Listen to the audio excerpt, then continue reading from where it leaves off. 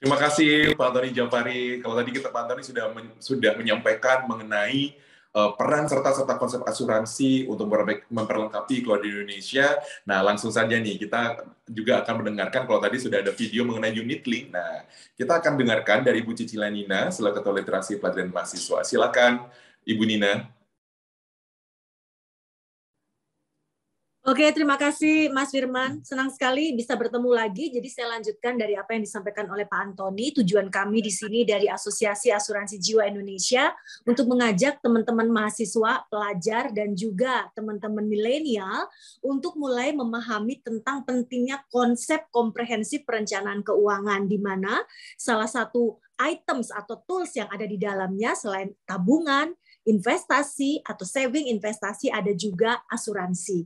Dan dengan bertajuk seperti yang tadi Pak Budi Tampubolon sampaikan, hashtag pahami perlindunganmu, melihat juga fenomena di mana literasi asuransi masih rendah, walaupun untuk inklusi relatif sudah menjadi semakin baik, maka perlu semenjak dini kita memahami perencanaan keuangan jangka panjang. Apalagi yang sudah milenial nih, sudah mulai merasakan bagaimana melakukan spending dengan dana pribadi. Kalau untuk pelajar mahasiswa mungkin masih bisa minta mama papa. Tapi dengan ini semua, dengan kita bisa melihat konsep pahami perlindunganmu secara menyeluruh, harapan kami di sini teman-teman pelajar, mahasiswa, dan milenial bisa semakin mempersiapkan sedini mungkin, dan kemudian juga ketika mendapatkan isu, berita, atau informasi, bisa lebih pintar di dalam menyikapinya. Next slide. Saya cepat saja, tujuan saya dalam hal ini adalah untuk melengkapi teman-teman mahasiswa sekalian, pelajar mahasiswa, dan juga milenial untuk melihat seperti apa sih kebutuhan keuangan itu jika back lagi, Mbak Rista. Boleh ke slide sebelumnya. Jadi kita mau berbicara, sebenarnya ibarat rumah itu kalau fondasinya kuat, maka rumah itu akan bertahan jangka panjang gitu ya. Niscaya ada gempa, ada banjir, rumahnya akan kokoh. Nah, sekarang bagaimana dengan rumah keuangan ini? Nah, kalau kita melihat ini adalah solid and strong financial planning. Kalau kita lihat yang pertama, fondasi yang pertama yang kita lihat adalah apakah kita memiliki cash flow yang cukup. Cash flow is the king. Maka di sini sebagai nantinya teman-teman akan menjadi keluarga muda, membangun masa depan, teman-teman pastinya akan memiliki tabungan yang cukup nih gitu. Kenapa tabungan menjadi fondasi? Karena itu tadi, cash flow is the king. Dipastikan bahwa cash flow-nya positif. Tabungan ini the king dalam artian karena dia sangat-sangat liquid. At any time teman-teman ambil bisa. Cuman balik lagi, kita hidup untuk jangka panjang, kita juga hidup di dalam resiko yang bertubi-tubi. Dulu orang bersin nggak masalah. Sekarang orang bersin semua nengok dan langsung panik seperti itu. Nah, yang kedua, saya bicara yang tadi barusan saya bicara tentang resiko yang kemudian melakukan evolusi seperti itu. Nah, dengan kondisi resiko yang paling utama sebelum kita berbicara kantong keuangan kita sehat, kita pikirkan apakah kondisi fisik kita sehat atau tidak.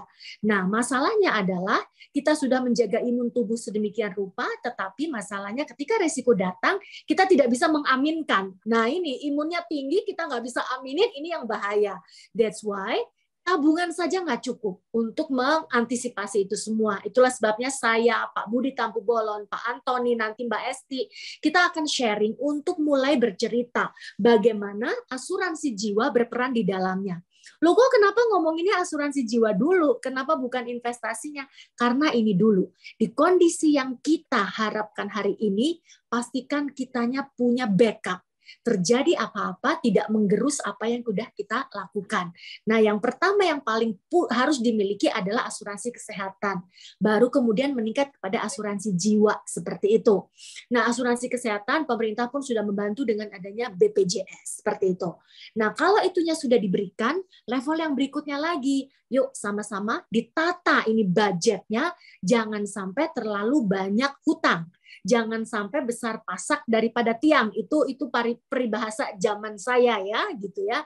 Jadi dipastikan posisi budget Anda, debit kreditnya bisa lebih balance. Nah, bagaimana melakukan itu? Perlu yang namanya disiplin di dalam melakukan budgeting. Nah, kitanya udah disiplin nih melakukan budget.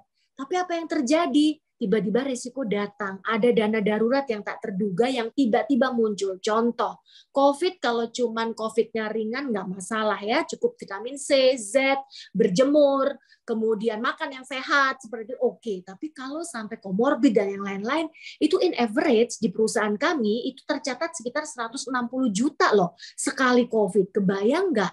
Itu kalau kita milenial lagi ngumpulin sedemikian rupa, kerja luar biasa rajinnya, tiba-tiba cuma gara-gara COVID 4 hari semua tabungan tergerus. Nah, ini makanya kita perlu yang namanya peace of mind. Minimal kita mesti punya 10 kali total pengeluaran kita. Kalau tiba-tiba terjadi apa-apa, kita masih bisa bertahan. Nah, last but not the least, karena kita mau jangka panjang, kita punya rumah juga mau terus direnovasi, makin keren, makin dihias sana-sini, maka kita perlu investasi. Nah, inilah yang kita lakukan di sini untuk mengeduket teman-teman sekalian. Jadi, sekarang sudah eranya bahwa tabungan dan investasi saja nggak cukup, maka perlu asuransi. Nah, cuman sayangnya, orang ini belum cinta banget sama asuransi. Begitu ada berita dikit aja tentang asuransi yang kurang mengenakan dalam tanda kutip, wah, semuanya langsung jadi negatif. Nah, hari ini izinkan saya, Kakak Nina, untuk membantu teman-teman sekalian, yuk untuk kita melihat sama-sama. Mana tahu teman-teman juga menjadi speaker atau menjadi narasumber bagi papa mama kalian untuk memastikan apakah keluarga kalian saat ini, apakah keluarga kecil yang kalian bina sudah memiliki fondasi keuangan yang cukup kuat. Next slide. Nah, sekarang ini kan kalau kita bicara di era pandemi ini, kita sekarang udah mulai masuk ke era vaksin booster seperti itu ya. Ternyata sama. Tidak cukup hanya dengan vaksin 1 kali, vaksin kedua tetap harus perlu booster. Vaksin pertama dan kedua memperkuat kita, tapi kemudian ketika terjadi lagi mutasi dari si COVID ini, kita akan sama, sehat. Masker pun ada 3 lapis, nggak cukup hanya 2 lapis. Begitupun juga keuangan. Nggak cukup hanya saving and investment, tapi kita juga perlu protection. Nah, kalau diibaratkan dengan proteksi komprehensif si asuransi ini sebagai tools yang tugas utamanya adalah melindungi kalau terjadi risk. Jadi kita bagi 3 nih ya, tabungan itu tugas utamanya adalah untuk cash flow. Pokoknya nggak akan hilang. Cash flow-nya bisa lancar gitu ya. Investasi tugas utamanya dia memang lari kenceng. Bagaimana uang hari ini bertumbuh dan berlipat ganda, tapi siapin hati, mental, jiwa dan raga gitu ya. Kalau tiba-tiba investasi itu naik turun, jangan sampai ketika investasi turun jantungnya ikutan turun dan kita nggak punya biaya untuk berobat si jantung ini. Ini kan repot. Apalagi di luaran sana sedang marak nih investasi-investasi berbasis robot yang hari ini bisa naik, tiba-tiba swing bisa jeblok. Are we ready? Tapi memang tugas si investasi memang begitu. Memang tugasnya kenceng dan kita nggak bisa ngelihatnya sehari, 2 hari, sebulan, 2 bulan. Dia harus jangka panjang gitu ya. Nanti ya yang nanya, Kakak Nina masih siap di sini nemenin gitu. So saya balik lagi, si tabungan fungsinya adalah untuk lebih kepada liquidity. Investasi tugasnya adalah untuk jangka panjang, untuk melipat gandakan nilai uang kita seperti itu ya, atau jumlah uang kita juga bisa bertumbuh. Cuman hati-hati, high risk, high return, low risk, low return. Nah, di antara itu kita punya harus ada yang namanya jaring pengaman, itulah yang disebut dengan proteksi. Proteksi ini saat ini berwajah asuransi. Tugas utama dari proteksi ini adalah 1, melindungi ketika risiko datang. Si tabungan ngurusin cash flow, si investasi ngurusin return, si proteksi atau asuransi ini melindungi kalau risiko datang. Nah, cuman sayangnya seringkali di lapangan yang saya dengar pameonya gini, jadi Bu Nina, kalau saya baik-baik aja, saya sehat-sehat aja, saya umur panjang, rugi dong beli asuransi. Nah, ini yang harus dibenerin. Emangnya kalau kita sehat, sejahtera, umur panjang, bahagia, kita rugi? Kan enggak. Sama kayak kita beli asuransi mobil.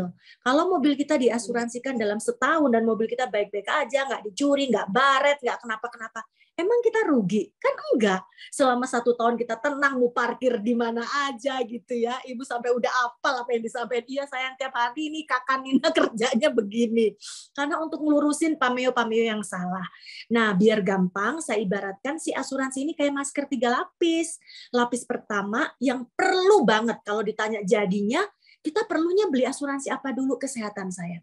Karena kesehatan itu kita yang menikmati seperti itu ya. Yang kedua, kalau dananya masih cukup, yuk mulai disiapin.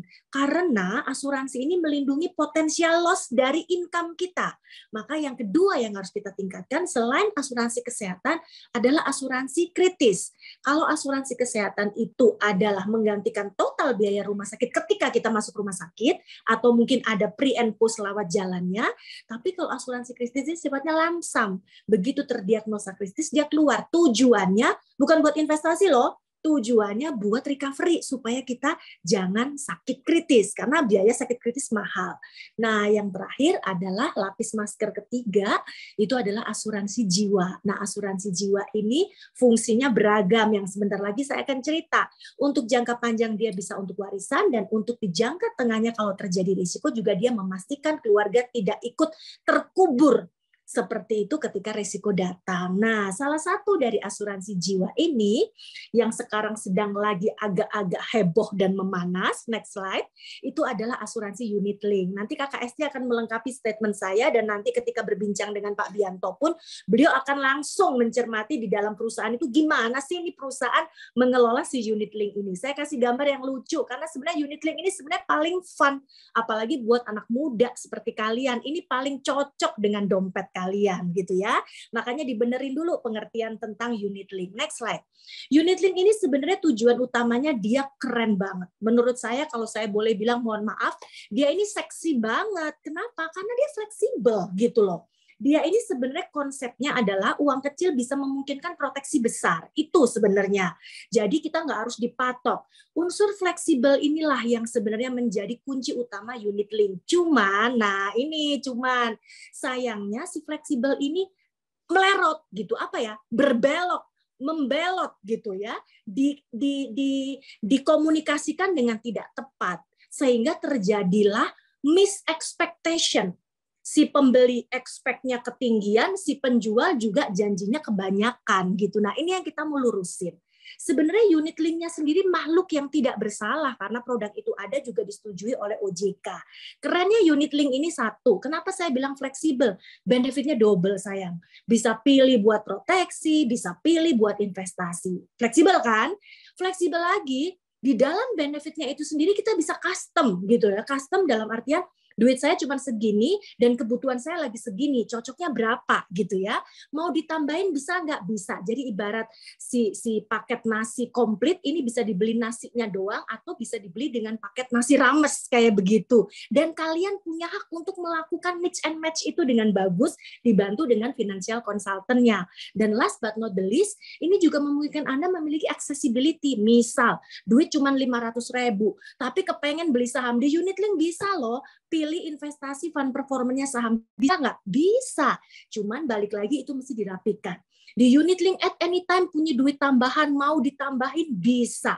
Mau ada kebutuhan kalau saldonya ada juga boleh ambil. Nah ini yang sering kali diselewengin. Pengennya mau ambil at any time ketika saldo nggak ada mau ambil. Emang bisa? Ya nggak bisa lah. Orang tabungan aja kalau saldo nggak ada kita juga nggak bisa ngambil. Nah ini yang sering kali diselimurin di sini. Pokoknya bisa diambil at any time. Kalau saldonya nggak ada, ya bisa diambil tapi nggak ada duitnya. Gitu jadinya.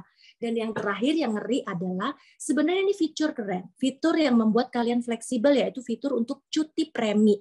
Ketika terdesak banget dan di tahun yang memang memungkinkan untuk cuti premi, harusnya boleh gitu. Nah masalahnya cuti premi ini hanyalah untuk just in case. Cuman seringkali orang menjualnya dengan garansi, udah 5 tahun aja bayarnya. Padahal unit link ini adalah produk seumur hidup. Jadi ini yang perlu dipahami. Next slide, saya cepat aja, waktu saya udah banyak.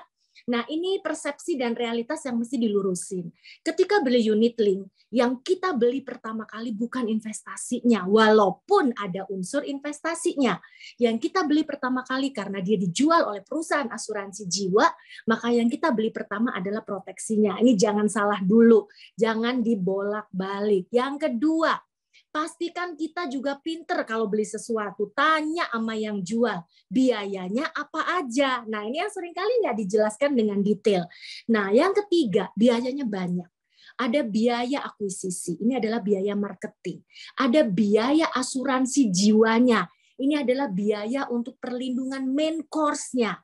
Ada biaya asuransi rider atau COR. Ini adalah biaya asuransi tambahannya. Mau ditambahin apa aja gitu. Semakin lengkap, semakin banyak dong biayanya. Di mana-mana kan gitu, ada harga, ada rupa. Dan yang berikutnya ada juga biaya investasi. Fee yang diberikan karena sebagian dananya dikelola untuk investasi. Kok ada biaya? Ada dong, kalau kita investasi juga ada biaya kan gitu ya. Bahkan ada bagi hasil dan segala macam. Di sini cuma ada biaya fee aja.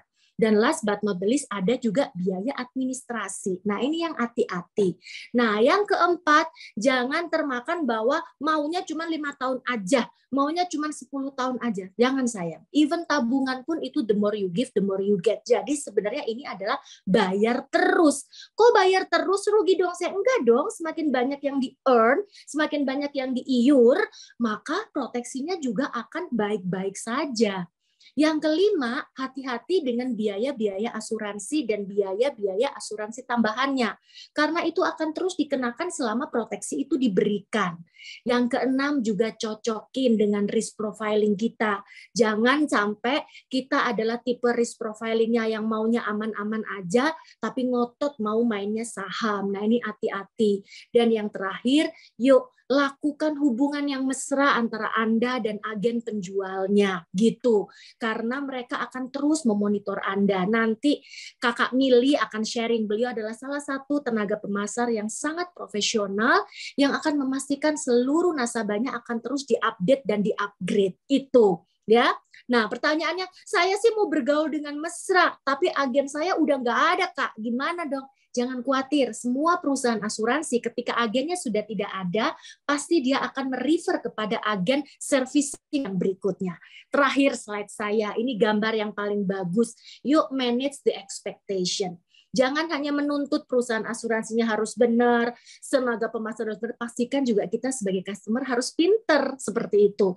Tenaga penjual akan melakukan penjualan dengan baik dan benar, kita sebagai customer juga yuk yang jeli, pahami perlindunganmu, supaya jangan menyesal, ntar udah 10 tahun, 15 tahun baru, aduh saya dibohongin waktu itu, padahal polisnya udah berjalan. Dan perusahaan asuransi selalu komit untuk protect what matter, untuk komit terhadap kebutuhan, dan untuk memastikan semua yang dijalankan mengikuti regulasi dari AAJI dan OJK.